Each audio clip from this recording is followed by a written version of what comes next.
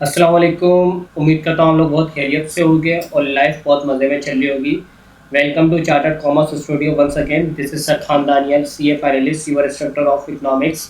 Sir हमने demand पढ़ा, sir हमने सप्लाई पढ़ा, सर हमने मार्केट इक्विलिब्रियम को बहुत ही डिटेल में जाके पढ़ा। सर अब हमारा एजेंडा है इलास्टिसिटी ऑफ डिमांड। क्या एजेंडा है? Elasticity of demand. Sir elasticity of demand क्या होता है, कैसे होता है, सर इसको बहुत ही डिटेल में जाके पढ़ेंगे आज के लेक्चर में। तो सर आज का लेक्चर बहुत लंबा हो जाएगा, शायद 1 से 1.5 घंटे में भी चला जाए, लेकिन बताने का मकसद ये है कि अगर आप ये पूरा लेक्चर लेंगे तो आपको समझ आ पाएगा। सर इकोनॉमिक्स हो जाए या अकाउंटिंग हो जाए, एक लेक्चर दूसरे लेक्चर से करेक्ट होता है। तो आपसे गुजारिश ये होगी कि आप पूरा लेक्चर देखें ताकि आपको इलास्टिसिटी ऑफ डिमांड समझ आए। तो sir without any wastage of time हम स्टार्ट करते हैं। Welcome to Chartered Commerce Studio once again. This is sir खानदानिया। सर आज का हमारा जो एजेंडा है वो है इलास्टिसिटी ऑफ डिमांड की definitions, types of elasticity, practical importance of elasticity, determinant of elasticity of demand और न्यूमेरिकल क्वेश्चंस करेंगे हम आज के टॉपिक में। सर हम सबसे पहले सीखेंगे इलास्टिसिटी की डेफिनेशन क्या है, सर कितने टाइप्स की इलास्टिसिटी होती है, सर इसके डिटर्मिनेट्स क्या हैं, डिटर्मिनेट्स यानी वो फैक्टर जो इलास्टिसिटी ऑफ डिमांड को इफेक्ट करे। सर इसके बाद हम देखेंगे प्रैक्टिकली इलास्टिसिटी ऑफ डिमांड कहाँ काम आता है, इसकी इम्पोर्टेंस क्या है। फिर हम इसके कुछ न्यूमेरिकल क्वेश्चंस को भी देखेंगे। सर फर्स्ट ईयर के लेवल पे न्यूमेरिकल क्वेश्चन बहुत कम आते हैं, मगर आते हैं सही, लेकिन sir O levels, A levels और एडीसी में बहुत डिटेल में इसके ऊपर एमसीक्यूज आते हैं। तो उम्मीद करता हूँ आपको ये बात समझ आ गई होगी। चलें सर आगे बढ़ते हैं। Sir elasticity of demand, sir अगर मैं आपको बताना चाहूँ कि इलास्टिसिटी ऑफ डिमांड क्या है, इलास्टिसिटी ऑफ डिमांड की डेफिनेशन पढ़ते हैं। Elasticity of demand measures how responsive the quantity demanded of a good is to changes in its price or other influential factors such as income, price of related good। Sir elasticity of demand क्या होती है? Sir elasticity of demand कुछ भी नहीं है, एक measurement है। किस चीज़ की मेजरमेंट है भाई? कि क्वांटिटी डिमांड, जो क्वांटिटी डिमांड है किसी भी प्रोडक्ट की, वो कैसे रिस्पॉन्स करती है, वो कैसे रिस्पॉन्स करती है अगर उस गुड की उस प्रोडक्ट की प्राइस चेंज हो जाए, या जो वो बंदा खरीद रहा है उसकी इनकम चेंज हो जाए, या उसकी जो रिलेटेड गुड है यानी कि सब्स्टिट्यूट या गुड या कॉम्प्लीमेंट्री गुड, उनकी प्राइस चेंज हो जाए, तो डिमांड में क्या फ़र्क आएगा। सर हमने पढ़ा था लॉ ऑफ डिमांड में कि प्राइस बढ़ेगी तो डिमांड कम हो जाएगी, प्राइस बढ़ेगी तो डिमांड कम हो जाएगी, और प्राइस कम होगी तो डिमांड बढ़ जाएगी। सर कितनी प्राइस बढ़ेगी तो कितनी डिमांड कम हो जाएगी, सर ये कॉन्सेप्ट हमें कौन बताएगा? Elasticity of demand. Elasticity of demand, elastic देखा हमने, जो रबड़ बैंड होता है वो जितना खींचते रहते हैं आप, वो होता है बिल्कुल इसी तरीके से। इलास्टिसिटी ऑफ डिमांड क्या बताएगा आपको? आपको ये बताएगा कि कितनी प्राइस के इंक्रीज होने की वजह से कितनी डिमांड डिक्रीज हो जाएगी। नंबर्स में बताएगा। किस में बताएगा? नंबर्स में बताएगा। बहुत ही प्रैक्टिकल है, आपको यकीन माने बहुत मज़ा आएगा। थोड़ा सा आप मेरे साथ रहें तो आपको पता चलेगा क्या होती है। सर आगे बढ़ते हैं, मूव ऑन करते हैं। सर टाइप्स ऑफ इलास्टिसिटी, एक होती है price elasticity of demand. Price elasticity of demand क्या होती है? प्राइस के चेंज की वजह से डिमांड में क्या चेंज आ रहा है, प्राइस के चेंज की वजह से डिमांड में क्या चेंज आ रहा है, इसको कहते हैं price elasticity of demand. Sir इसको शो करते हैं बड़ा पी, छोटा ई और छोटा डी, यानी कि ये ई डी लिखा हुआ है, इसका मतलब है elasticity of demand. Percentage change in demand divided by percentage change in price. Sir ये क्या है? सर इसका फॉर्मूला है। सर ये एक समरी बनाई हुई है। इस प्राइस इलास्टिसिटी ऑफ डिमांड में भी 2 मेथड होते हैं सॉल्व करने के, कैलकुलेट करने के। एक पॉइंट मेथड होता है और एक आर्क मेथड होता है। सर ये इंशाल्लाह आगे पढ़ेंगे तो आपको समझ आएगा। सर इसी तरह income elasticity of demand, Y बड़ा होता है, ई छोटा होता है और डी छोटा होता है, ये सब्सक्रिप्शन में लिखा हुआ होता है। तो sir Y E D, income को इकोनॉमिक्स में किससे शो करते हैं? इनकम को इकोनॉमिक्स में शो करते हैं वाई से। इनकम को किससे शो करते हैं? वाई से। ई का मतलब इलास्टिसिटी और डी का मतलब डिमांड। तो परसेंटेज चेंज इन डिमांड, बोला परसेंटेज चेंज लिखा लो डिमांड का, divided by percentage change in income of the consumer. तो आपके पास आ जाएगा KYED आ जाएगा, इनकम इलास्टिसिटी ऑफ डिमांड आ जाएगा। फिर इसी तरह cross elasticity of demand, cross का लफ्ज़ इस्तेमाल हुआ है रिलेटेड गुड के लिए। किसके गुड के लिए? रिलेटेड गुड के लिए। और रिलेटेड गुड कितनी तरह की होती है? या तो सब्सटीट्यूट गुड होती है या कॉम्प्लीमेंट्री गुड होती है। उम्मीद करता हूँ ये बात आपको समझ आ रही होगी। सर क्रॉस को इकोनॉमिक्स में एक्स से रिप्रेजेंट करते हैं। किससे रिप्रेजेंट करते हैं? एक्स से, XED, percentage change in demand divide by percentage change in price of related good. देखें हर जगह परसेंटेज चेंज इन डिमांड ही आ रहा है न्यूमिनेटर में सर, लेकिन डिनोमिनेटर में क्या आ रहा है? जिसकी वजह से चेंज हो रही है वो आ रहा है। अगर प्राइस की वजह से चेंज होगी तो प्राइस आ जाएगी, इनकम की वजह से चेंज होगी तो इनकम आ जाएगी, और प्राइस ऑफ रिलेटेड गुड की वजह से होगी तो प्राइस ऑफ रिलेटेड गुड आ जाएगी। मेरा बच्चा ये आपको जब तक समझ नहीं आएगा, जब तक आप प्रैक्टिकली इसको करेंगे नहीं। तो आगे बढ़ते हैं हम, पहले हम डेफिनेशन समझते हैं प्राइस इलास्टिसिटी ऑफ डिमांड की। Sir price elasticity of demand क्या है? कि क्वांटिटी ऑफ गुड्स, एक क्वांटिटी ऑफ गुड्स कैसे रिस्पॉन्स करती हैं उस गुड की प्राइस के चेंज की वजह से। मतलब मेरे पास अगर ये रिमोट है, ये वाला रिमोट है, आपको नज़र आ रहा होगा उम्मीद करता हूँ सर, इसकी प्राइस के ऊपर नीचे होने की वजह से, इसकी प्राइस के ऊपर नीचे होने की वजह से सर डिमांड में क्या रिस्पॉन्स, डिमांड क्या रिस्पॉन्स करती है, या ऊपर होती है या नीचे होती है। सर इसका मतलब होता है प्राइस इलास्टिसिटी ऑफ डिमांड, यानी कि प्राइस में चेंज आ रहा है किसकी वजह से? डिमांड की वजह से। प्राइस में चेंज आ रहा है किसकी वजह से? डिमांड की वजह से। सॉरी, डिमांड में चेंज आ रहा है किसकी वजह से? प्राइस की वजह से। डिमांड में चेंज आ रहा है किसकी वजह से? प्राइस की वजह से। सर अगर फॉर्मूला देखें, price elasticity of demand is the percentage change in quantity demanded divided by percentage change in price.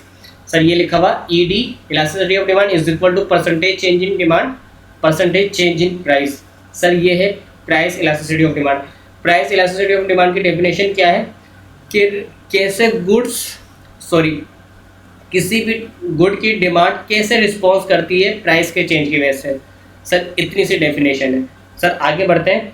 Sir price elasticity of demand, price के चेंज की वजह से डिमांड में क्या चेंज आ रहा है? सर इसको सॉल्व करने के दो मेथड है, एक होता है पॉइंट मेथड, एक होता है arc method. There are two approaches to calculate elasticity of demand using percentage method, that is point method and arc method.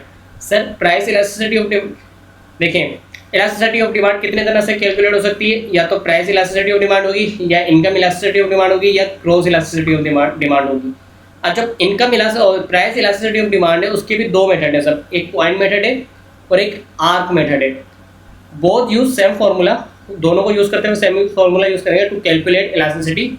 The only difference is that, क्या डिफरेंस है वो बता रहा हूँ। In point elasticity single point value is use as base.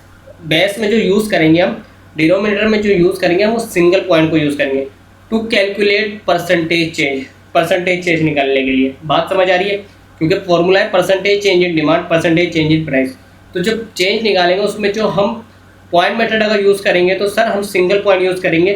Sir ये ऐसे समझ नहीं आएगा, ये थ्योरी है, हम इसको प्रैक्टिकली मैथमेटिक्स में अप्लाई करके दिखाएंगे आपको। सर इसी तरह in arc elasticity average of both point, average लेंगे बोथ पॉइंट का, is used as base to calculate percentage change. अच्छा ये थोड़ी सा एरर है इसमें, ये ठीक कर देंगे हम। मैं खुद ही बनाता हूँ तो बाद में जब नज़र आता है तो मैं इसको ठीक कर दूँगा, टेंशन नहीं लेने का। सर पॉइंट इलास्टिसिटी में क्या होता है? सिंगल पॉइंट को बेस बनाते हैं, और आर्क मेथड में क्या होता है? बोथ पॉइंट्स का हम एवरेज निकालते हैं। सर आगे बढ़ते हैं। सर पहला सवाल सॉल्व करते हैं। समझ ही नहीं आएगा जब तक हम सवाल प्रैक्टिकली सॉल्व नहीं करें। तो सवाल को रीड करते हैं बहुत ही ध्यान से। Compute the price elasticity of a product. कंप्यूट करो price elasticity of a product if a decline, अगर डिक्लाइन आ रहा है in the price of the product में from 120 per unit to 110 per unit. बोल रहा है कि प्राइस डिक्रीज हो रही है, पहले 120 थी अब हो गई 110। Increases its demand from 4,80,000 units to 6 lakh. जब 120 रुपये का बेचते थे तो 4,80,000 लोग खरीदते थे या वो यूनिट्स बिकते थे। अब 110 का हो गया तो 6 लाख की इसकी डिमांड हो गई है यूनिट्स की। उम्मीद करता हूँ ये आपको सवाल पढ़ के समझ आ गया होगा। अच्छा, अब देखें जब भी आप सॉल्व करेंगे ना तो ऐसा एक डब्बा बना लेंगे, सही है। एक में लिखेंगे प्राइस, एक में लिखेंगे डिमांड, सही है। अब जो पहले प्राइस थी वो पहले लिखेंगे 120, और उसकी जो डिमांड थी उस जब वो प्राइस थी तो उसकी डिमांड कितनी थी 4,80,000, तो 4,80,000 लिखे। फिर प्राइस कितनी हो गई 110, फिर प्राइस 110 हो गई। फिर हमने लिखा कि इसकी वजह से डिमांड कितनी हो गई 6,00,000 हो गई। इतनी बात समझ आती है, डब्बा बनाना आ गया आपको। उम्मीद करता हूँ ये डब्बा बनाना आ गया होगा। सर अब हमें डिफरेंस निकालना है, फ़र्क निकालना है दोनों में। अगर हम इधर से इधर आएंगे, कैसे इधर से इधर आएंगे, तो सर इधर से भी हम इधर ही आएंगे, इधर से भी इधर आएंगे। समझ आ रही बात या नहीं आ रही? सर अगर 120 में से 110 माइनस करेंगे तो यकीनन लाजमी है हमारे पे 4,80,000 में से 6,00,000 माइनस करेंगे। सर ऐसा नहीं हो सकता 120 रुपये में से 110 माइनस कर रहा हूँ, लेकिन सर यूनिट्स को माइनस कर रहा हूँ 6,00,000 से 4,80,000। बात समझ आ रही है? सर दोबारा बोलता हूँ, देखिएगा गौर से देखिएगा सर, बहुत ही इंपॉर्टेंट कॉन्सेप्ट है, ध्यान दीजिएगा इधर। सर 120 रुपये हैं, उसमें से मैंने माइनस करे 110 रुपये, तो 10 रुपये पॉजिटिव आंसर आ जाएगा मेरा।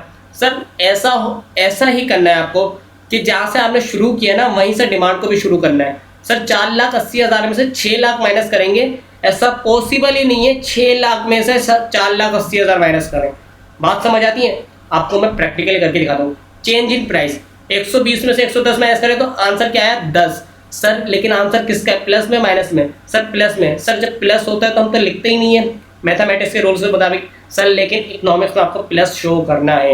इलास्टिसिटी ऑफ डिमांड जब भी शो करें लिखें और उसका चेंज निकालेंगे तो जो भी साइन है चाहे प्लस है या माइनस है आपको इसको लिखना पड़ेगा।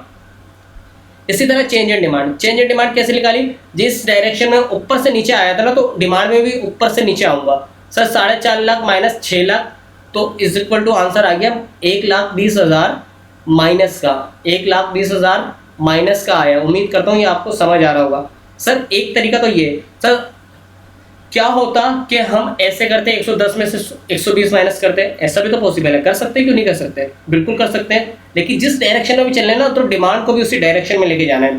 प्राइस को जिस डायरेक्शन में लेके जा रहा हूँ उसी चीज़ को डिमांड को लेके जाना है। अच्छा ये देखिए चेंज इन प्राइस, सर 110 में से 120 माइनस करें तो माइनस का 10 आएगा। समझ आ रही है? अब समझ आ रहा होगा आपको। सर इधर प्लस का 10 आया था, इधर माइनस का 10 आएगा। और चेंज इन डिमांड 6,00,000 में से 4,80,000 माइनस करें। अब 4,80,000 में से 6,00,000 माइनस नहीं करूंगा।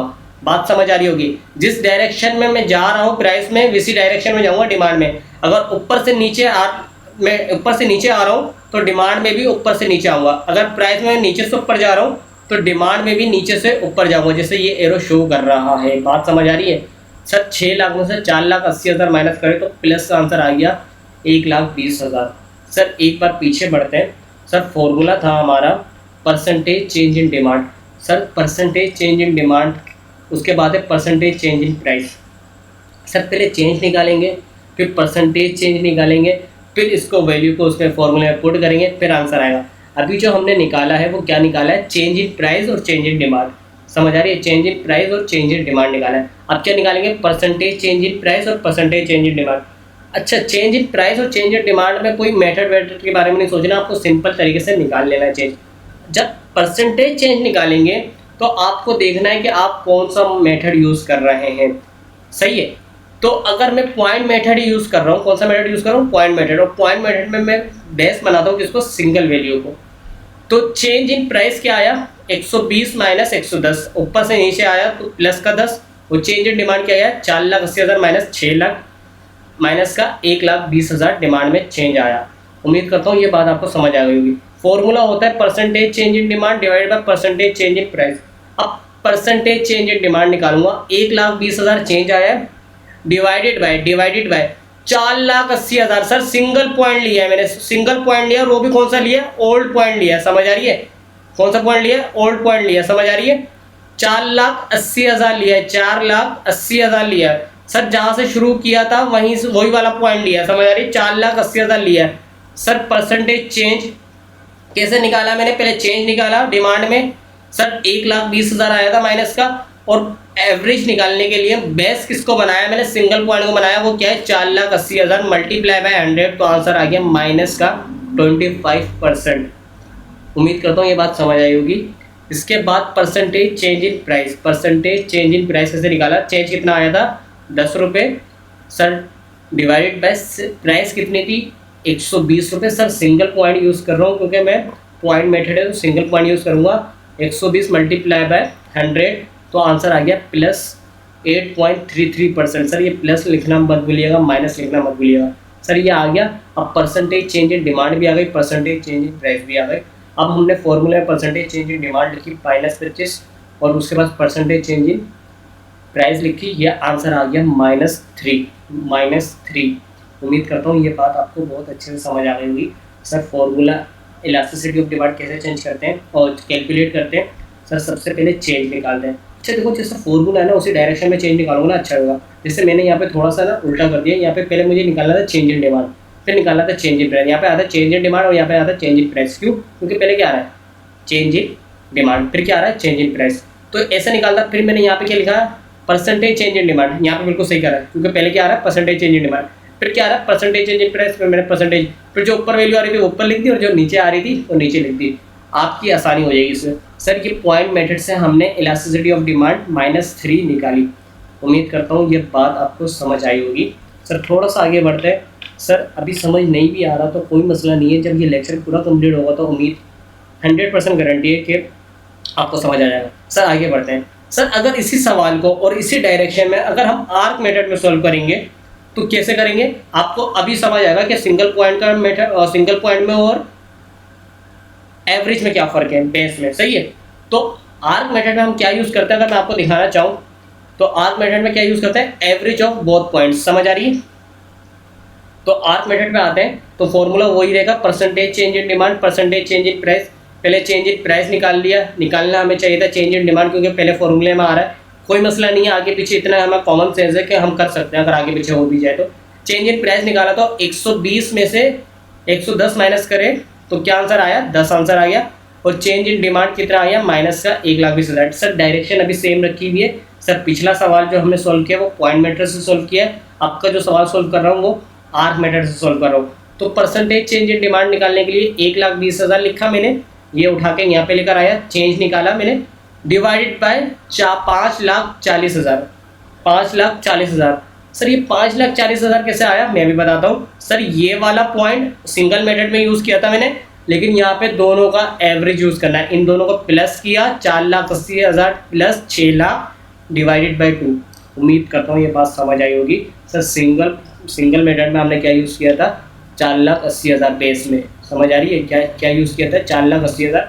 सर इधर क्या यूज़ किया है 4,80,000 प्लस 6,00,000 डिवाइडेड बाई 2। सर यही तो कह रहा था, वो क्या कह रहा था in elasticity in point elasticity single point value is use as base का मतलब डिनोमिनेटर में टू कैलकुलेट परसेंटेज चेंज। सही है। In arc method average of both point is use as base to calculate percentage change. समझ आ रही है बात। परसेंटेज चेंज के लिए हम पॉइंट मेथड में सिंगल पॉइंट को यूज़ करते हैं और आर्क मेथड में दोनों का एवरेज निकालते हैं। और एवरेज कैसे निकालते हैं, दो चीज़ें हैं तो डिवाइडेड बाय 2 कर दिया। समझ आ रही है, ऐसा ही होता है पेपर में भी। तो 5,40,000 आ गया इसका आंसर, मल्टीप्लाई बाय 100 कर दिया तो सर माइनस का 22.22%। सर इधर से आंसर चेंज आएगा, इधर आंसर चेंज आ रहा है। देखें यहाँ पे माइनस का 25 आ रहा है, यहाँ पर आ रहा है माइनस का 22.22%। सर कोई भी फर्क नहीं पड़ता, इकोनॉमिक्स में नंबर से कोई भी फर्क नहीं पड़ता। मैं आपको इसकी इंटरप्रिटेशन सिखाऊंगा तो आपको समझ आएगा। सर आगे परसेंटेज चेंज इन प्राइस से निकाला 10 चेंज आया था प्लस का 10 डिवाइडेड बाय 115 कैसे आया सर 120 ये वाला, सर 110 ये वाला, दोनों पॉइंट का क्या निकाला एवरेज निकाला तो 115 आ गया। सर इसमें क्या किया था सर इसमें सिर्फ 120 यूज़ किया था बेस में। क्या यूज़ किया था बेस में 120। सर इधर क्या यूज़ किया है 115, लेकिन ये 115 आया कैसे 120 ये वाला उठाया और 110 ये वाला उठाया और इसको डिवाइड बाय 2 किया तो 115 आया। तो आंसर आया इसका कितना 8.75 और 70 प्लस में। सर इधर आ रहा था आंसर 8.33, आंसर में फ़र्क आ रहा है। ठीक है सर। उसके बाद वही फॉर्मूले में ये दोनों निकाल डाल लेंगे। परसेंटेज चेंज इन डिमांड अब हमारे पास आ गया कितना -22.22% divided by percentage change in price आ गया कितना 8.70% इज इक्वल टू आंसर आ गया -2.55। सर इधर आ रहा था 3 माइनस का। सर उम्मीद करता हूँ ये बात आपको समझ आई होगी।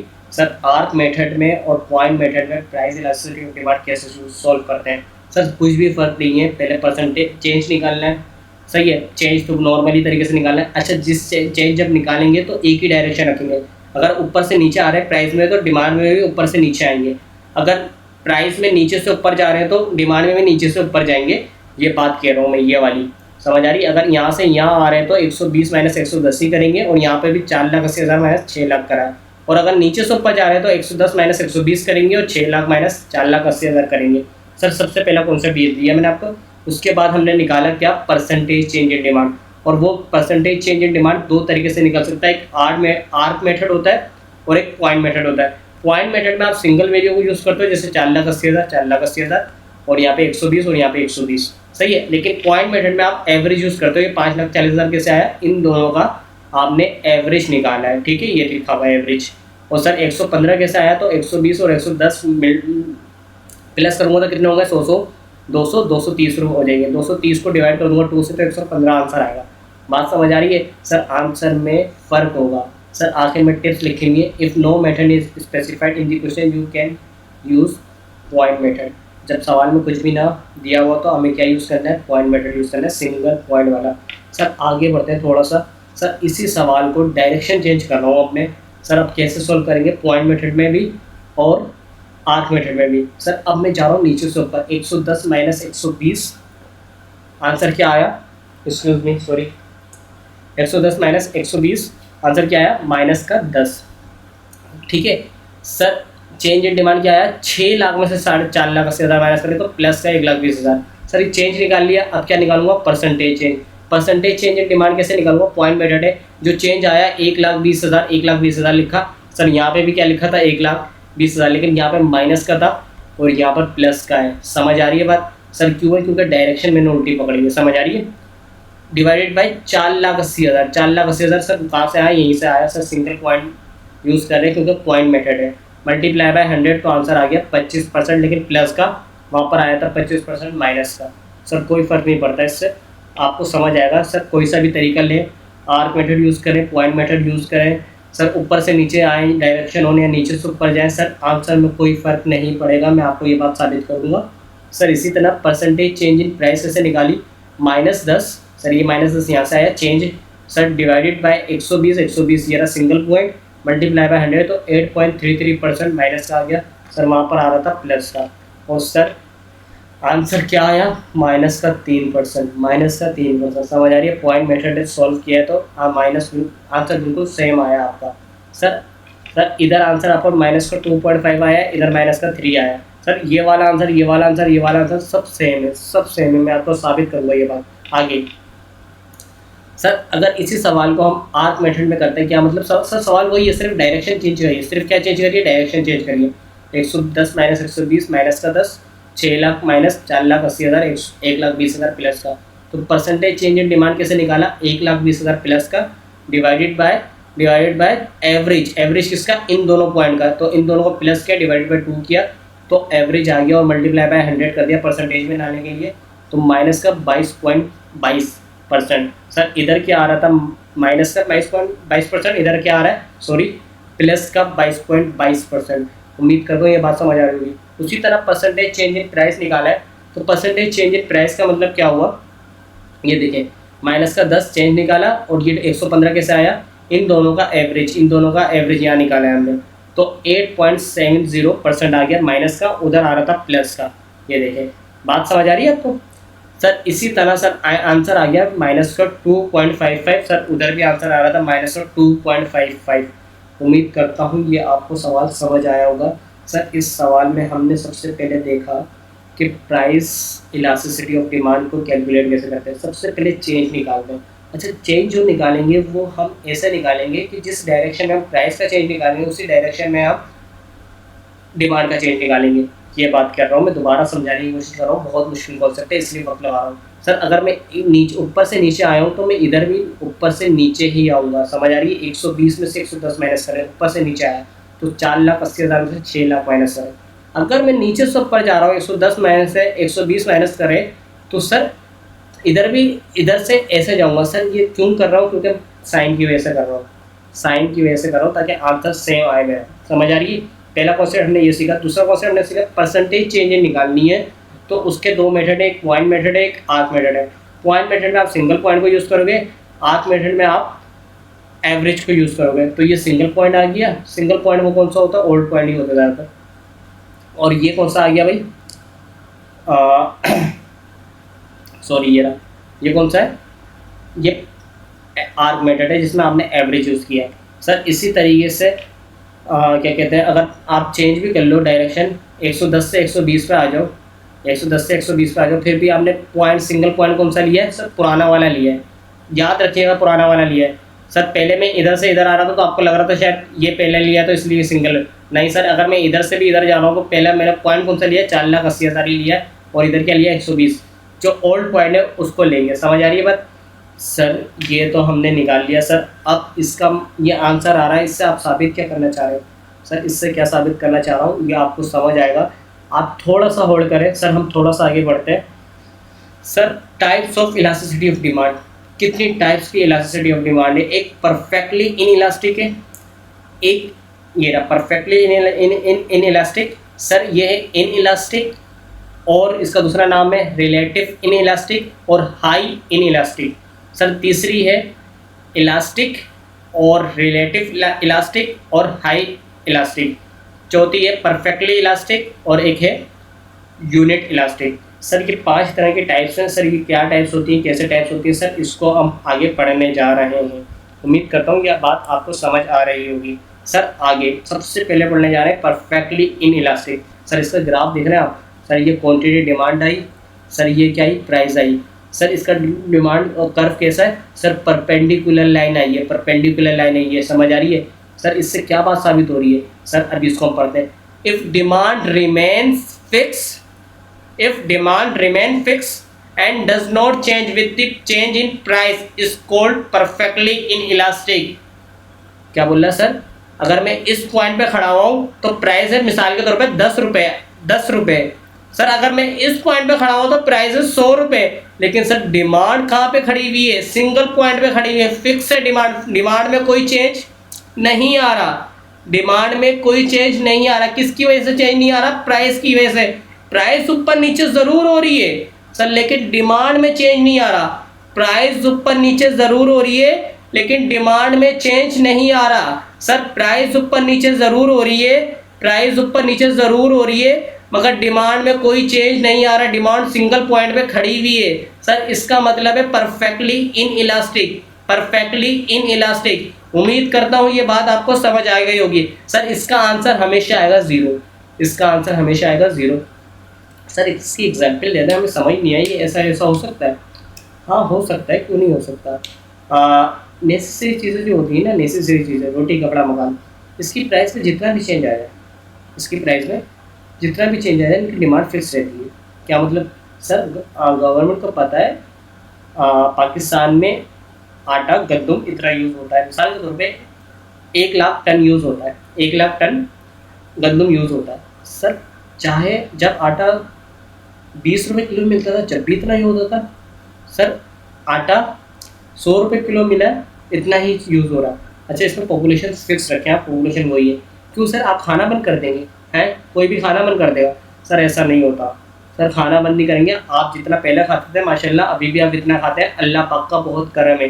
सर ऐसा नहीं होता क्या कहते हैं आज आप ज़्यादा खा रहे हैं कल आप कम खाएंगे। सर कभी कभार कमोपेशी होती है लेकिन ऐसी चीज़ों की डिमांड में प्राइस जितनी भी ऊपर नीचे होती रहे सर डिमांड में कोई फ़र्क नहीं पड़ता। ये नेसेसरी चीज़ें होती हैं। समझ आ रही है? सर इसी तरह आगे बढ़ते हैं।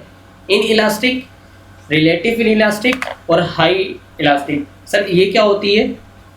देखो क्या लिखा हुआ, if percentage change in demand is less than, बोला परसेंटेज चेंज इन डिमांड है वो कम है किससे? Percentage change in price is called in elastic demand, is called in elastic demand. क्या मतलब सर? सर प्राइस में कितना चेंज आया? प्राइस में बहुत ज़्यादा चेंज आया, प्राइस में बहुत ज़्यादा चेंज आया, प्राइस में बहुत ज़्यादा चेंज आया। डिमांड में कितना चेंज आया? थोड़ा सा चेंज आया। Sir percentage change in demand, बोला percentage change in demand is less than, less है छोटा है, percentage change in price, percentage change in price से। उम्मीद करता हूँ ये बात समझ आ गई होगी। तो सर इसका आंसर क्या आएगा?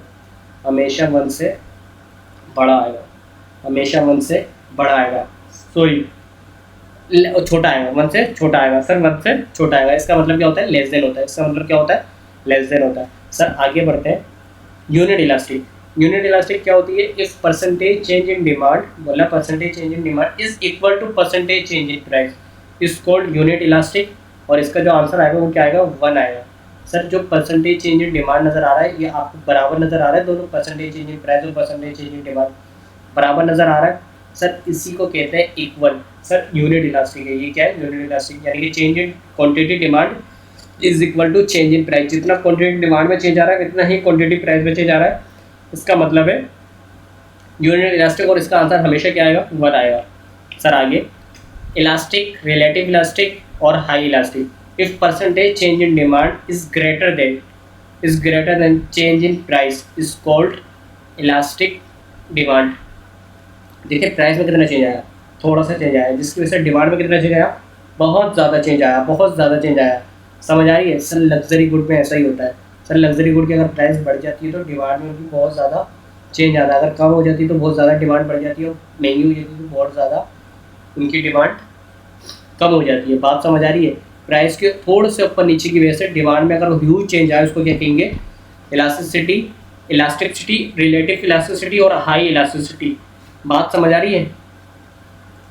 बात समझ आ रही है? सर इसका आंसर हमेशा ग्रेटर देन 1 होगा, इसका आंसर हमेशा ग्रेटर देन 1 होगा। तो उम्मीद करता हूँ ये बात समझ आ रही होगी। सर आगे परफेक्टली इलास्टिक, परफेक्टली इलास्टिक में क्या है? इफ एक्सट्रीम स्मॉल चेंज, बोला या तो एक्सट्रीम या small change in causes extreme large change in demand is called perfectly elastic. बोला प्राइस फिक्स है, यहाँ पे क्या है? प्राइस फिक्स है लेकिन डिमांड में चेंज आ रहा है। प्राइस फिक्स है, डिमांड में चेंज आ रहा है। प्राइस फिक्स है मेरा बच्चा, डिमांड में क्या आ रहा है? चेंज आ रहा है। उम्मीद करता हूँ ये बात आपको समझ आ रही होगी। बोला या तो प्राइस में बहुत कम चेंज आएगा लेकिन उसकी वजह से डिमांड में बहुत ज़्यादा चेंज आएगा, या प्राइस में बिल्कुल भी चेंज नहीं आएगा तो डिमांड में फिर भी बहुत ज़्यादा चेंज आ रहा है। सर इस पॉइंट पे डिमांड है शायद 5 क्वांटिटी और इस पॉइंट पे डिमांड है कोई 100 क्वांटिटी। सर लेकिन प्राइस क्या है? फिक्स है। प्राइस क्या है? फिक्स है। बात समझ आ रही है आपको? सर ये थी टाइप्स ऑफ इलास्टिसिटी, और इसका आंसर इन्फिनिटी आएगा, इसका आंसर इन्फिनिटी आएगा। सर इलास्टिसिटी क्या है, इन इलास्टिसिटी क्या है, ये बात समझ नहीं आ रही है हमें। Sir in elasticity, in elastic demand का मतलब ये होता है, इन इलास्टिक का मतलब ये होता है कि प्राइस में जितना भी चेंज कर लो डिमांड में बहुत कम फर्क पड़ेगा या फर्क ही नहीं पड़ेगा। अगर फर्क ही नहीं पड़ेगा तो उसको कहते हैं परफेक्टली इन इलास्टिक। क्या कहते हैं? Perfectly in elastic. ये देखो प्राइस को जितना भी चेंज कर लो डिमांड में कोई फर्क नहीं पड़ेगा, इसका मतलब है परफेक्टली इन इलास्टिक। डिमांड में प्राइस में आप बहुत ज़्यादा चेंज भी कर लो, प्राइस में आप बहुत ज़्यादा चेंज भी कर लो फिर भी डिमांड में थोड़ा सा फर्क पड़ेगा, इसको कहेंगे इन इलास्टिक। बात समझ आ रही है? सर इसी तरीके से डिमांड में और सॉरी प्राइस में आप थोड़ा सा भी चेंज कर लो, प्राइस में थोड़ा सा भी चेंज कर लो डिमांड में बहुत ज़्यादा फर्क पड़ेगा, इसको कहेंगे इलास्टिक। और सर प्राइस फिक्स होगी लेकिन डिमांड ऊपर नीचे हो रही होगी, ये प्राइस में छोटा सा चेंज आएगा, थोड़ा सा छोटा सा चेंज आएगा, उसकी वजह से डिमांड बहुत ज़्यादा ऊपर नीचे होगी। बात समझ आ रही है? सर इसको कहेंगे परफेक्टली इलास्टिक।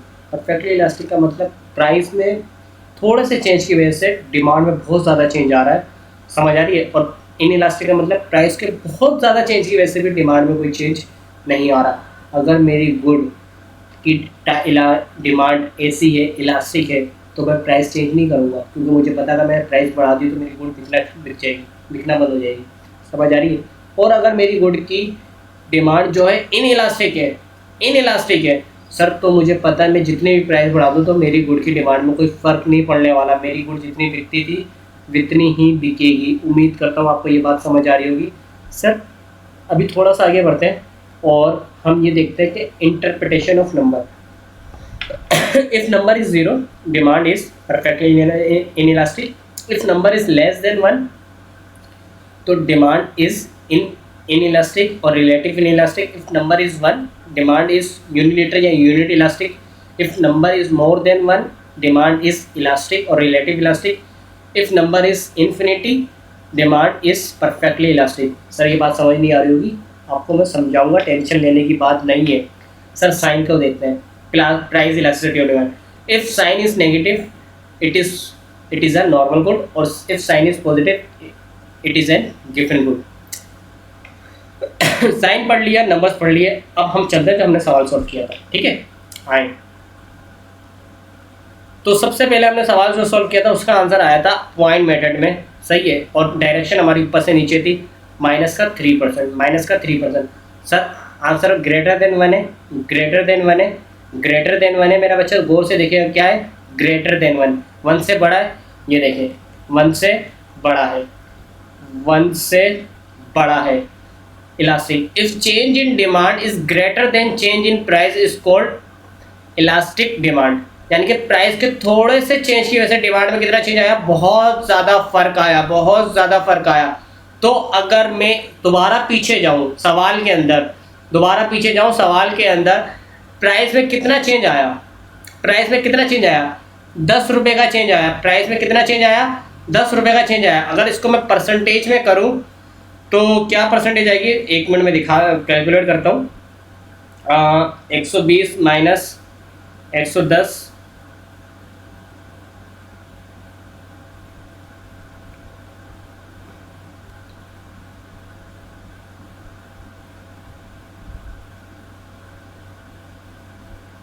8.5 आया शायद, या 8.4 या 8.3। सर 8.3% चेंज आया है किसमें, 8.3% चेंज आया है प्राइस में, यानी कि 120 से 110 हुई है, 120 से 110 हुई है। अगर रुपीस में बात करूँ तो 10 रुपये का चेंज आया, एब्सोल्यूट नंबर में बात करूँ तो 10 रुपये का चेंज आया। 10 रुपये के चेंज की वजह से डिमांड में कितना चेंज आया, 1,20,000 यूनिट का, 1,20,000 यूनिट्स का। सर नजर आ रहा है प्राइस के थोड़े से चेंज की वजह से, प्राइस के थोड़े से चेंज की वजह से डिमांड में क्या फर्क आया, ह्यूज फर्क आया। तो ये कौन सी टाइप हुई, इलास्टिक टाइप हुई। कौन सी टाइप हुई, इलास्टिक टाइप हुई। उम्मीद करता हूँ ये बात आपको समझ आ रही होगी, अब आई होगी समझ। सर ये कौन सी टाइप हुई, इलास्टिक टाइप हुई। If percentage change in demand, बोला परसेंटेज चेंज इन डिमांड बहुत ज्यादा greater than percentage change in price से, तो ये कौन सी टाइप है, इलास्टिसिटी डिमांड है, और इसका आंसर ग्रेटर देन 1 है। सर ये आंसर ग्रेटर देन 1 था, इसलिए तो मैं यहाँ पे पहुंचा। सर इसका आंसर क्या आया था, 3 आया था, तो मुझे बेहतर पता चल गया ये कौन सी टाइप है, इलास्टिक सिटी है। ये कौन सी है, इलास्टिक सिटी है, इलास्टिक टाइप है। इस गुड की समझ आ रही है, इलास्टिक टाइप है। उम्मीद करता हूँ ये बात समझ आ रही है। सर ये साइन माइनस से क्या शो कर रहा है, माइनस का साइन ये शो कर रहा है, वीट देख लेते हैं। सर ये माइनस का साइन शो कर रहा है आपको क्या, सर ये नॉर्मल गुड है। सर ये कौन सी गुड है, नॉर्मल गुड है। समझ आ रही है। सर नंबर कुछ भी नहीं कहता, सर नंबर को हम ऐसे इंटरप्रेट करते हैं, सर साइन को अलग इंटरप्रेट करते हैं। आप समझ आ रहा होगा कि मैं ऊपर से नीचे क्यों आ रहा है, नीचे से ऊपर क्यों जाना है। सर साइन को अलग इंटरप्रेट करते हैं, नंबर को अलग इंटरप्रेट करते हैं। सर आगे बढ़ते हैं थोड़ा सा। सर ये तो हमने एक मेथड से यूज़ किया था ना, पहला मेथड हमारा पॉइंट मेथड था, दूसरा मेथड था हमारा आर्क मेथड जिसमें ऊपर से नीचे आए थे। सर आंसर क्या है, -2.55। सर आंसर अभी भी 1 से बड़ा है, आंसर अभी भी 1 से बड़ा है। तो सर ये कौन सी टाइप है, इलास्टिक टाइप है। सर समझ आ रही है। सर आर्क मेथड हो या पॉइंट मेथड हो, सर टाइप तो वही आ रही है ना, इलास्टिक, क्योंकि आंसर 1 से बड़ा आया। और सर माइनस का साइन लगा हुआ है तो कौन सी टाइप है, सर माइनस का साइन लगा हुआ है तो कौन सी टाइप है, सर नॉर्मल गुड है। सर कौन सी गुड है, नॉर्मल गुड है। उम्मीद करता हूँ ये बात आपको समझ आ रही होगी। सर आगे बढ़ते हैं। सर ये तो 2 मेथड से हो गया, यानी कि पहला इससे किया हमने, दूसरा इससे किया। अब हम नीचे से ऊपर आए थे, नीचे से ऊपर आए थे और पॉइंट मेथड था। सर आंसर क्या है, -3 1 से बड़ा है तो कौन सी टाइप हुई, इलास्टिक टाइप हुई। और माइनस का मतलब नॉर्मल गुड। सर बिल्कुल इसी तरीके से इसमें आ जाए तो -2.5। सर 4 तरीके से आंसर निकाला, चारों तरीके से आंसर का जो नंबर्स में और साइन में था वो आंसर अलग अलग था, लेकिन सर इसकी इंटरप्रिटेशन हमेशा सेम रही है, सेम रही है। सर क्या सेम रही है, सर ये आप जो गुड बेच रहे हो वो नॉर्मल गुड है और इसकी डिमांड इलास्टिक है। अगर आपने थोड़ी सी प्राइस बढ़ा दी तो आपकी गुड की डिमांड इससे भी ज़्यादा शायद कम हो जाए। बात समझ आ रही है। तो आपको सोच समझ के डिसीजन लेना है कि आपको अपनी गुड की डिमांड बढ़ानी है, सॉरी प्राइस बढ़ानी है या नहीं बढ़ानी, क्योंकि आपकी डिमांड क्या है, इलास्टिक है। आपकी डिमांड क्या है, इलास्टिक है। उम्मीद करता हूँ ये अब आपको समझ आ चुका होगा। तो कैसे लगा आज का लेक्चर आपको, है मज़ा आ रहा है। सर टाइप्स पढ़ लिया हमने। सर आगे बढ़ते हैं। Sir elasticity of demand calculated and discuss above हमने कर ली है, is called elasticity of demand या प्राइस इलास्टिसिटी ऑफ डिमांड। सही है, ये ऐसे लिखते हैं पी छोटा ई और D. There are two other variances of demand based on non price determinant, that is based on income और based on price of related good. सही है सर, तो पहले हम पढ़ते हैं income elasticity of demand. Income किससे शो करते हैं, वाई से शो करते हैं। ई क्या है, इलास्टिसिटी, और डी क्या है, demand. Income elasticity of demand is a measure of how much demand of a product change as a result of change in income of the consumer. Sir कितना demand में change आएगा अगर income of the consumer change होगी। Sir इसका नाम क्या है, income elasticity of demand. अगर मेरी इनकम 1 लाख से 2 लाख हो गई तो उस गुड की डिमांड में क्या चेंज आएगा, इसको पढ़ते हैं। सर इसका साइन क्या होता है, Y E D, percentage change in demand divided by percentage change in income of the consumer. Sir इसमें सिंपल सा फॉर्मूला है, पहले चेंज निकालेंगे, फिर परसेंटेज चेंज निकालेंगे और फिर इनकम ऑफ द कंज्यूमर निकालेंगे। इसी तरह क्रॉस इलास्टिसिटी ऑफ डिमांड क्या है, cross elasticity of demand is a measure how much demand of a product change as a result of change in price of the related good. Related good यानी कि substitute good और complementary good की price के change की वजह से मेरी demand में क्या फ़र्क पड़ेगा, क्या फ़र्क पड़ेगा, उसको नंबर्स में, उसको साइंस में क्या कहते हैं, यानी कि नंबर आएगा उसका कोई ना कोई और उसका कोई साइन होगा तो उसको कहेंगे cross elasticity of demand. Cross elasticity of demand x से रिप्रेजेंट होता है, ई फॉर इलास्टिसिटी और D for demand. Percentage change in demand divided by percentage change in price of related good. ऐसे निकालेंगे, पहले चेंज निकालेंगे डिमांड का, फिर चेंज निकालेंगे प्राइस ऑफ रिलेटेड गुड का, फिर परसेंटेज चेंज निकालेंगे और फिर elasticity, cross elasticity of demand निकालेंगे। उम्मीद करता हूँ ये बात आपको समझ आ गई होगी। थोड़ा सा आगे बढ़ते हैं। सर नंबर्स हमेशा सेम रहेंगे, नंबर्स की मतलब अगर 0 आंसर आएगा तो परफेक्टली इन इलास्टिक होगी, अगर 1 से छोटा आएगा तो सर इन इलास्टिक होगी, सर अगर 1 आएगा तो यूनिट इलास्टिक होगी, सर अगर मोर देन 1 आएगा तो इलास्टिक होगी, अगर इन्फिनिटी आएगा तो परफेक्टली इलास्टिक होगी। उम्मीद करता हूँ ये बात समझ आ गई होगी। सर लेकिन साइन में फ़र्क है, अगर price elasticity of demand calculate करिए उसमें साइन आया तो नॉर्मल गुड है, और अगर प्लस का साइन आया तो गिफन गुड है। और गिफन गुड क्या होता है, जिसकी प्राइस बढ़ जाने की वजह से उसकी डिमांड बढ़ जाती है, और नॉर्मल गुड की क्या होता है, प्राइस बढ़ जाने की वजह से डिमांड कम हो जाती है, या प्राइस कम होने की वजह से डिमांड बढ़ जाती है। और sir income elasticity of demand में मतलब है माइनस का कि इन्फीरियर गुड है, माइनस का मतलब है इन्फीरियर गुड। सर इधर माइनस का क्या मतलब है, नॉर्मल गुड। अगर इनकम इलास्टिसिटी ऑफ डिमांड में आंसर आया माइनस में तो इन्फीरियर गुड, और प्लस का साइन का मतलब क्या है, normal good. If number is between 0 to 1 it means good is necessary. अगर नंबर 0 से 1 के दरमियान है तो गुड क्या होगी, नेसेसरी होगी। सर यहाँ पे नंबर का ये वाली इंटरप्रिटेशन है।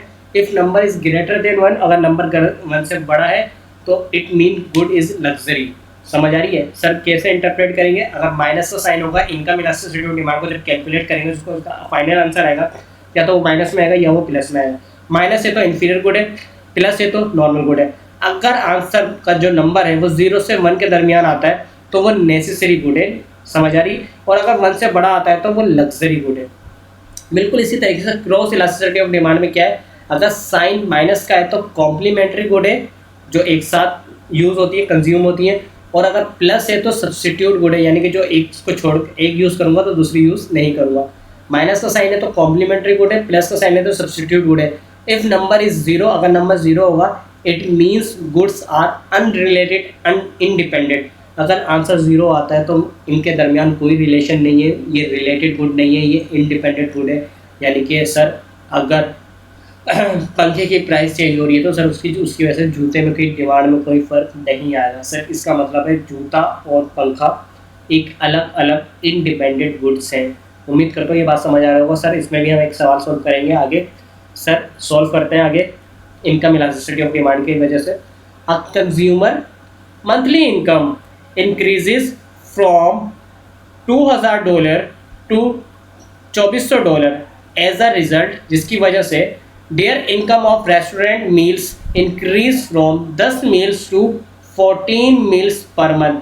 Calculate the income elasticity of demand for the restaurant meal and interpret the results.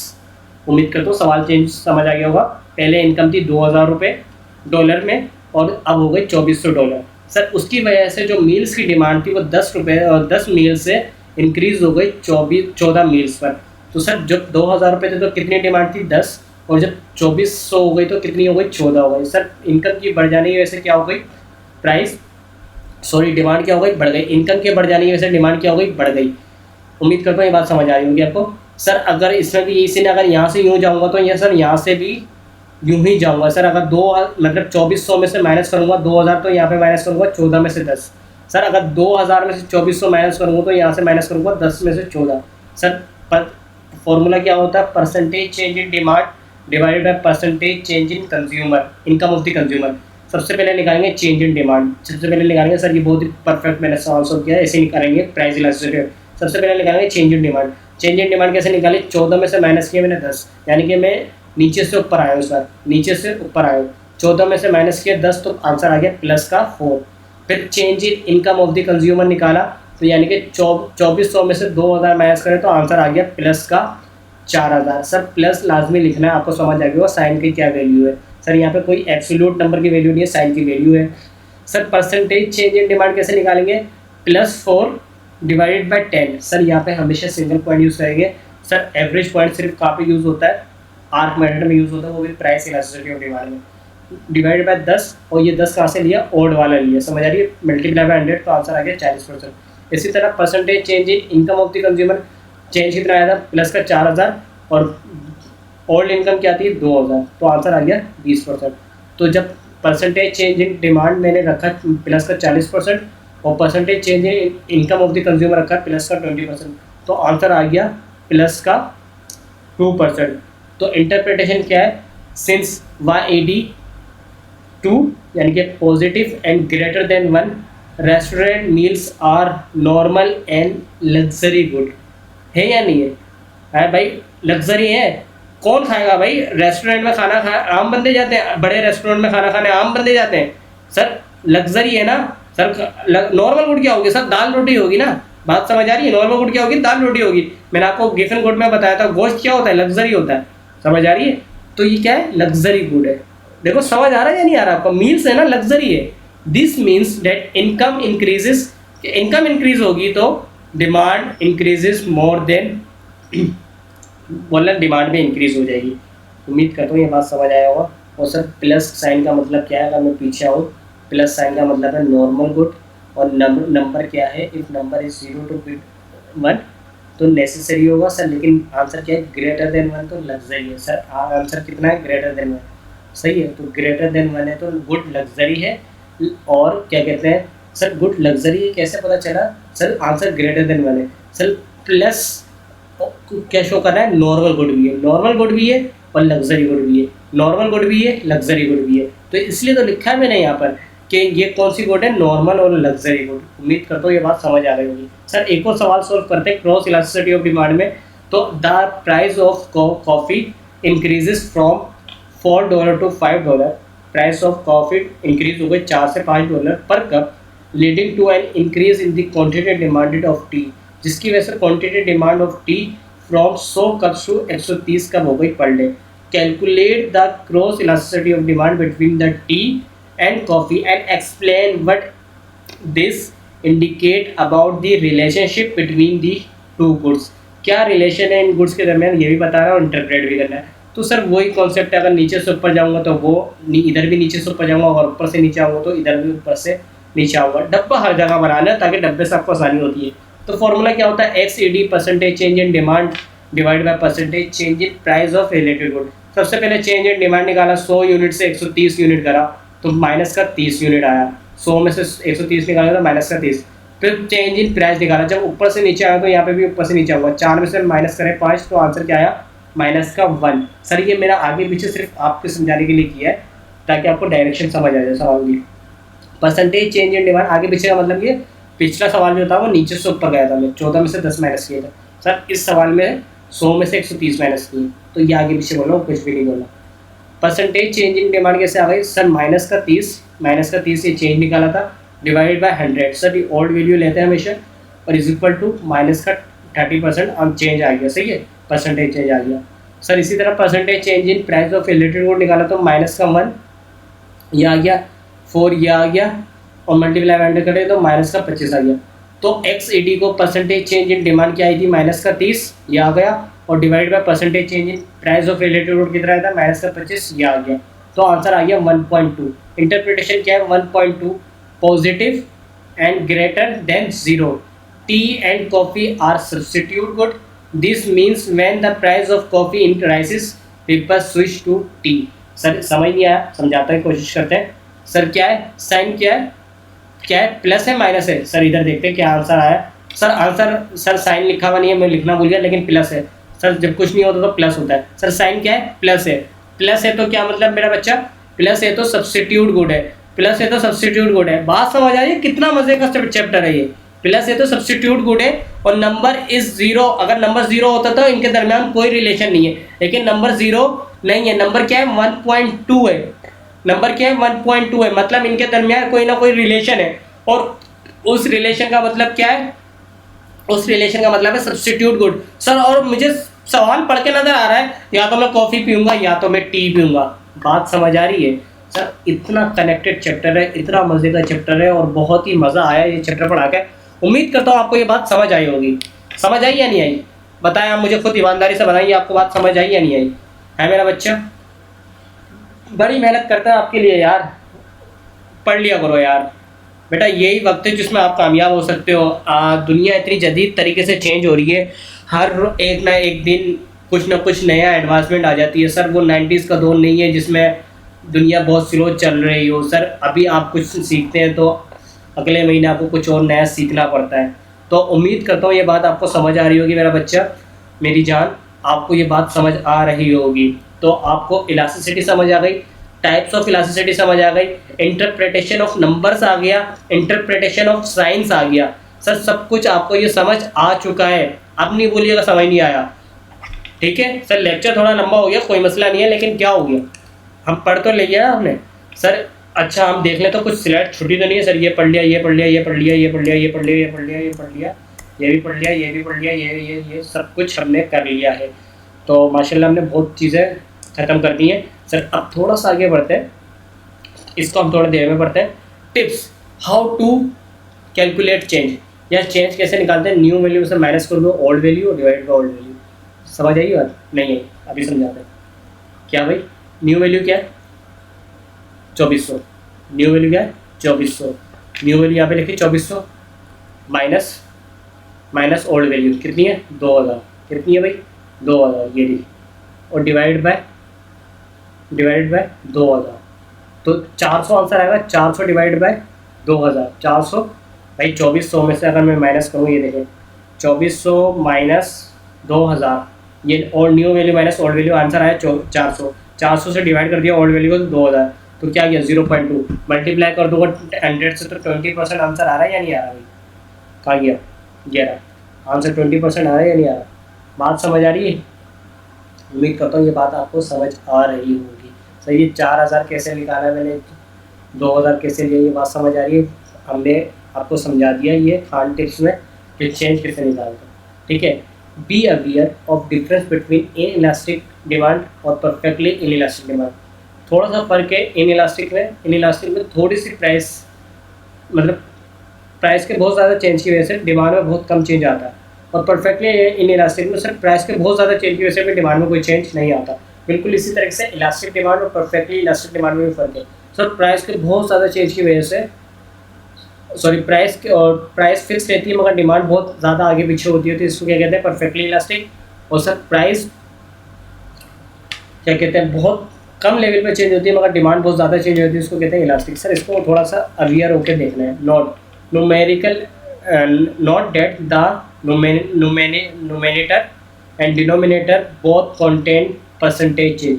ये परसेंटेज चेंज निकालना है, percentage change in quantities and price rather than absolute change in quantities and price. Absolute change क्या मतलब, sir ये जो change निकाला है plus four, ये एब्सोल्यूट चेंज है। आपको हमेशा क्या निकालना है, परसेंटेज चेंज निकालना है। सही, और परसेंटेज चेंज कैसे निकालते हैं, ऐसा निकालते हैं, ठीक है? Calculate elasticity using total expenditure method, ये भी एक तरीका हम देखेंगे। Inverse rule can be applied to identify elasticity of demand from total expenditure method, revenue method और आउटपुट। सर ये देखेंगे, इसको छोड़ दें, थोड़ा सा आगे बढ़ते हैं। सर डिटर्मिनेट्स या factor affecting elasticity of demand, क्या फैक्टर अफेक्ट करते हैं इलास्टिसिटी ऑफ डिमांड के लिए? सर सबसे पहला है अवेलेबिलिटी ऑफ सब्स्टिट्यूट। अगर सर मेरी गुड का सब्स्टिट्यूट अवेलेबल है, मेरी जो चीज़ बेचना है उसका सब्स्टिट्यूट अवेलेबल है, सर अगर मैं उसकी प्राइस थोड़ी सी भी चेंज करूँगा तो लोग कहाँ शिफ्ट हो जाएंगे? लोग शिफ्ट हो जाएंगे दूसरी चीज़ पे। जैसे कि हमने अभी सवाल देखा, अगर कप की कॉफ़ी की प्राइस चेंज हुई तो लोग कहाँ पे शिफ्ट होगा? टी पे शिफ्ट होगा। तो ये तो लिखा हुआ है डिमांड विल बी इलास्टिक। अगर अवेलेबल सब्स्टिट्यूट होगा तो डिमांड क्या होगी आपकी गुड की? इलास्टिक होगी। If more substitute are available, if more substitute are available, because if price increases, जैसे प्राइस इंक्रीज होगी people will switch to another या अदर लोअर प्राइस सब्स्टिट्यूट। उम्मीद करता हूँ ये आपको पहला डिटरमिनेंट समझ आया होगा प्रैक्टिकली। इसी तरह डिग्री ऑफ नेसेसिटी। सर अगर कोई चीज़ लग्जरी है सर, मुझे तो अगर उसकी प्राइस चेंज होगी तो सर उसकी डिमांड क्या हो जाएगी? कम हो जाएगी। है भाई लग्जरी है ना, तो सर वो बोल रहा है कि नेसेसिटी पे डिपेंड करता है। अगर वो ज़रूरी की चीज़ नहीं है तो क्या कह रहा है? Demand will be elastic. Demand elastic होगी, यानी कि प्राइस के थोड़े से चेंज की वजह से डिमांड में बहुत ज़्यादा फर्क आएगा। प्राइस के थोड़े से चेंज की वजह से डिमांड में बहुत ज़्यादा फर्क आएगा। किसकी गुड्स में? लग्जरी गुड्स में। अगर कार की प्राइस में बहुत ज़्यादा थोड़ा सा चेंज आता है तो डिमांड में बहुत ज़्यादा फर्क आता है। तो सर आपकी गुड है लग्जरी। और डिग्री ऑफ नेसेसिटी लोगों की, मतलब इसके बिना लोग जिंदा रह सकते हैं। Demand will be in elastic for necessity good, like example food और मेडिसिन। तो demand will be in elastic, demand हमेशा इन इलास्टिक होगी उन चीज़ों की जिसकी नेसेसिटी गुड्स होगी, लाइक रोटी कपड़ा मकान, सही गिज़ा सब्जियां वगैरह। तो सब्जी सर आज देखिए कितनी महंगी हो चुकी सब्जियां सर की, और आज भी हम यूज़ करते हैं। सर क्यों यूज़ करते हैं? शायद 200-300 गुना बढ़ गए सब्जी के लिए। सर क्यों यूज़ करते हैं? क्योंकि नेसेसरी है। तो जितने भी प्राइस बढ़ जाए सर हमें यूज़ करनी पड़ेगी, उसकी डिमांड में कोई फर्क नहीं आएगा। इसका रीज़न लिखा हुआ है because if price increases people can live, people जिंदा रह सकते हैं विदाउट लग्जरीज, लग्जरी आइटम के बिना, but can not live without necessities. Medicine के बिना, फूड के बिना लोग जिंदा नहीं रह सकते। उम्मीद करता हूँ ये बात समझ आई होगी आपको। सर आगे बढ़ते हैं। Brand loyalty. Sir demand will be in elastic, demand बहुत इन इलास्टिक होगी if there is a strong brand loyalty. Sir अमीर लोग जेडोट के कपड़े जितने भी महंगे हो जाए, समझ आ रही है, सफाया के कितने भी कपड़े महंगे हो जाए सर, अगर मैं ब्रांडेड हूँ, अगर मुझे कपड़े उसके पहनने हैं सर, उसकी प्राइस जितनी भी महंगी हो जाए सर, अगर मुझे उसके कपड़ों पहनने की आदत है तो सर मैं वही कपड़े पहनूंगा। तो अगर आपकी ब्रांड लॉयल्टी बहुत ज़्यादा है तो आपकी गुड की डिमांड क्या होगी? इन इलास्टिक होगी। अगर आपकी गुड की ब्रांड लॉयल्टी बहुत ज़्यादा है सर, इसी तरह KFC, मैकडोनल्ड्स, सर ये आम बर्गर से महंगा बर्गर बिकता है इनका, सर इनका महंगा बर्गर बिकता है तो हमने तो पढ़ा था कि प्राइस ज़्यादा होगी तो डिमांड कम हो जाएगी सर, लेकिन ब्रांड लॉयल्टी इतनी है कि उनकी प्राइस जितनी भी ज़्यादा हो जाए सर उनकी डिमांड क्या रहती है? इन इलास्टिक रहती है, यानी कि प्राइस की वजह से डिमांड में बहुत ज़्यादा फर्क नहीं आता। प्राइस में जितना भी फर्क कर लो डिमांड में बहुत ही कम फर्क आता है, because people stick to brand, people रुकना चाहते हैं किसके ऊपर? ब्रांड के ऊपर। Time period, demand will be elastic in long run और demand will be in elastic in short run. मिसाल के तौर पे किसी भी गुड की बात कर लेते हैं, किसी भी गुड की बात, इसमें लग्जरी भी बात कर लेते हैं, वो भी बात कर लेते हैं कि अभी हम नेसेसरी गुड की बात कर लेते हैं। भाई मुझे पैराडोल की गोली चाहिए, मुझे बुखार हो रहा है, मुझे पैराडोल की गोली चाहिए। तो मैं मेडिकल स्टोर गया, पैराडोल की गोली की वैसी कीमत है 5 रुपये और उसने मुझे कहा 20 रुपये ही दूंगा। सर वो जंगला, मतलब एक गाँव में बैठा हुआ था, मैं वहाँ पर कोई दूर का मेडिकल नहीं था, उसने बोला मैं ही दूंगा। तो सर उस वक्त तो मैं उससे खरीद लूँगा। कितनी खरीदूँगा सर? ज़रूरत के मुताबिक एक खरीदूँगा। मुझे पता है मैं सुबह निकल जाऊँगा। उसके बाद मैं सुबह निकल गया तो सर मुझे लेनी थी 3 टैबलेट, सुबह दोपहर शाम खानी थी, लेकिन मैंने उससे ली 1। तो demand will be in elastic. Sir आपने प्राइस बढ़ा दी, उसकी वजह से डिमांड कम हो जानी चाहिए थी, लेकिन मैंने आपसे फिर भी परचेज़ करी। क्यों परचेज़ करी? क्योंकि शॉर्ट रन है सर। शॉर्ट टाइम में आपका क्या होगा? डिमांड किसी भी गुड की इन इलास्टिक हो सकती है, लेकिन जब लॉन्ग रन होगा तो सर मैं जब दूर जाऊँगा तो सर मैं उससे पूरी की पूरी 3 गोलियाँ नहीं खरीदी मैंने, बल्कि मैंने सिर्फ 1 ही गोली खरीदी। 2 गोलियाँ मैं बाहर से खरीदूँगा क्योंकि मुझे पता है 5 रुपये की वो मिल जाएगी। उम्मीद करता हूँ बात समझ आ रही होगी। यानी कि डिमांड शॉर्ट रन में इन इलास्टिक होती है किसी भी गुड की, चाहे वो लग्जरी हो चाहे वो नेसेसरी हो। इसी तरह डिमांड इलास्टिक होती है लॉन्ग रन में, बिकॉज एज टाइम पास, जैसे जैसे टाइम पास होता है पीपल फाइंड सब्स्टिट्यूट के लेते हैं, मतलब उस मेडिकल के अलावा मैं दूसरे मेडिकल से ले सकता हूँ, और मैं हैबिट, और सर अपनी मैं हैबिट भी चेंज कर सकता हूँ। समझ आ रही है बात? मिसाल के तौर पे शराब पाकिस्तान में बहुत महंगी हो गई, शराब पाकिस्तान में बहुत महंगी हो गई। सर शुरू में मैं पीऊँगा क्योंकि मुझे आदत होगी, लेकिन मैं आहिस्ता आहिस्ता आहिस्ता आहिस्ता शराब छोड़ के मैं सिगरेट पे आ रहा हूँ। तो सर मैं आहिस्ता आहिस्ता एक वक्त आएगा मैं शराब छोड़ के सिगरेट में पीने लग जाऊँगा। तो लॉन्ग रन में शराब की डिमांड हो गई इलास्टिक और शॉर्ट रन में हो गई इन इलास्टिक। उम्मीद करता हूँ ये बात समझ आ रही होगी। Portion of budget use on item.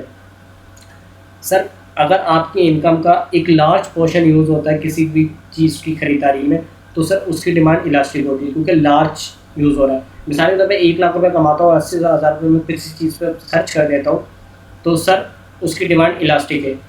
क्या मतलब सर, अगर वो उसकी प्राइस कम हो जाएगी तो मैं ज़्यादा चीज़ें खरीदूँगा, सही है, और अगर उसकी प्राइस बढ़ जाएगी तो मैं इसको छोड़ भी दूँगा।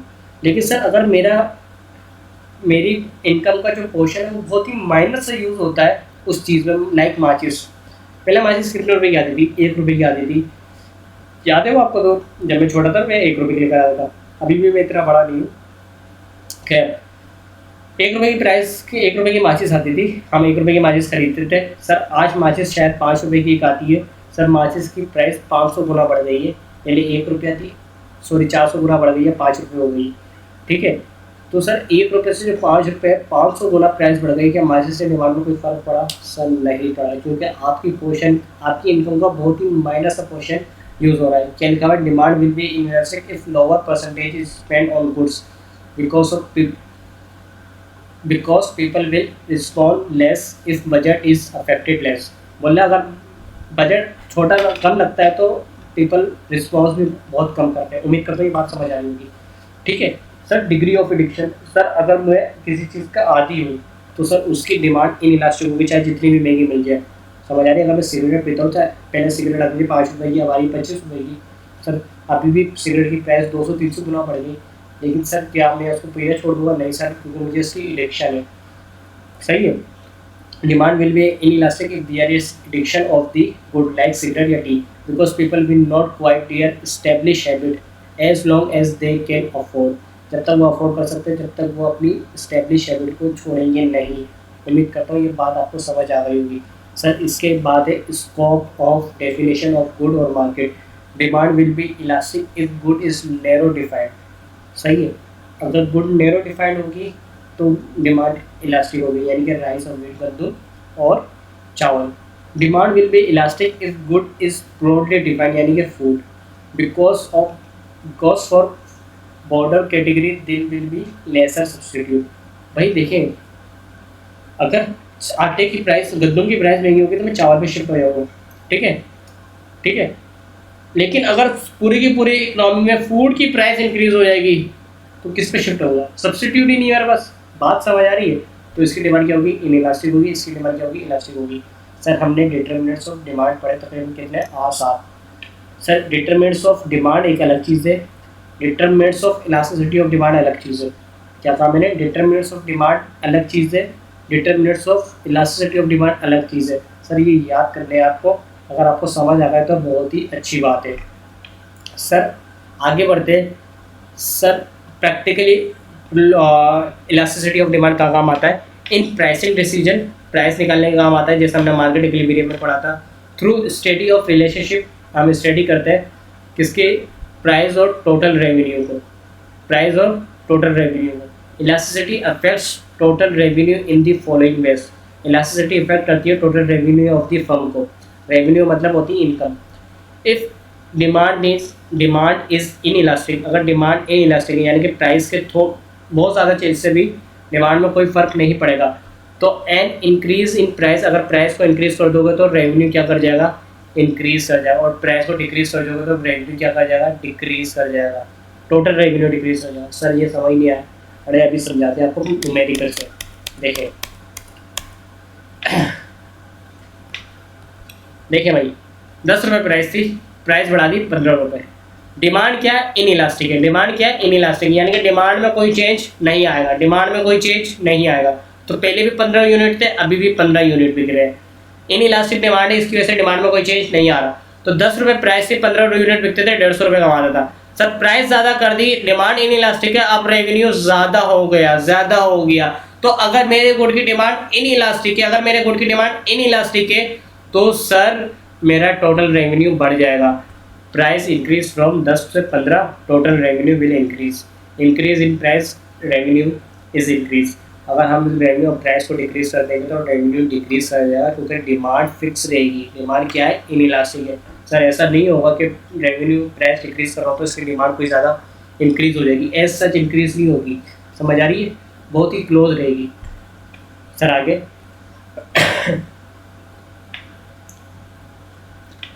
इफ डिमांड इज इनइलास्टिक, अच्छा ये हो गया ना सर दूसरा। If demand is elastic and increase in price will decrease the total revenue and decrease in price will increase the total revenue. Sir देखते हैं इसको भी, देखें। प्राइस है आपके, डिमांड क्या है आपकी? इलास्टिक है, यानी कि प्राइस के थोड़े से चेंज की वजह से डिमांड में बहुत ज़्यादा फर्क आएगा। प्राइस के थोड़े की चेंज की वजह से डिमांड में बहुत ज़्यादा फर्क आएगा। प्राइस 10 से 15 हो गई, 10 से 15 हो गई। सर कितने परसेंट प्राइस बढ़ गई? 50% प्राइस बढ़ गई, 50% प्राइस बढ़ी, जिसकी वजह से डिमांड में कितना फ़र्क आया? सर पहले डिमांड थी 15, अब हो गई है 5, तो सर 50% ज़्यादा है, क्योंकि सर 50% 15 का क्या होता है? 7.5। तो यहाँ पे कितना परसेंट चेंज आया? 50%। 10 से 15 हो तो 50% हो गया प्राइस में चेंज है भाई। इसका 50% निकालो तो क्या आएगा? 5 आएगा, और 10 में ऐड करोगे तो 15 हो जाएगा। तो ये 150% है, ये कितना परसेंट है? 100% है। ये मैंने अकाउंटिंग क्लास में को पढ़ाया भी है। सर ये 10 रुपये है, ये 15 रुपये है। अगर इसका परसेंटेज चेंज निकालोगे आप, इसका आंसर आएगा 50%। 50% चेंज हुई है। कितनी परसेंट? 50%।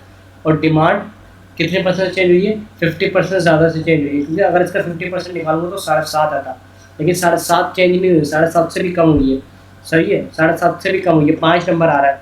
तो सर कम से कम 70% डिमांड शायद चेंज हुई है। 70% डिमांड क्या हुई है? चेंज हुई है। सर प्राइस इंक्रीज हुई है 50%, डिमांड डिक्रीज हुई है 70% से। तो प्राइस कम से इंक्रीज हुई है, डिमांड ज़्यादा से डिक्रीज हुई है। तो सर रेवेन्यू क्या कर गया? 10 रुपये प्राइस की, 15 रुपये डिमांड, 15 यूनिट बेचता था, 150 रुपये कमाता था। 15 रुपये प्राइस कर दी, 5 यूनिट बेच रहा हूँ, 75 रुपये कमा रहा हूँ। क्या ये मेरा डिसीजन सही है? सर ये मेरा डिसीजन सही नहीं है। तो फर्म को पूरा सोचना पड़ेगा बेटा कि मुझे क्या करना है। उम्मीद करता हूँ ये बात आपको समझ आ रही होगी। सर थोड़ा सा और आगे बताएं।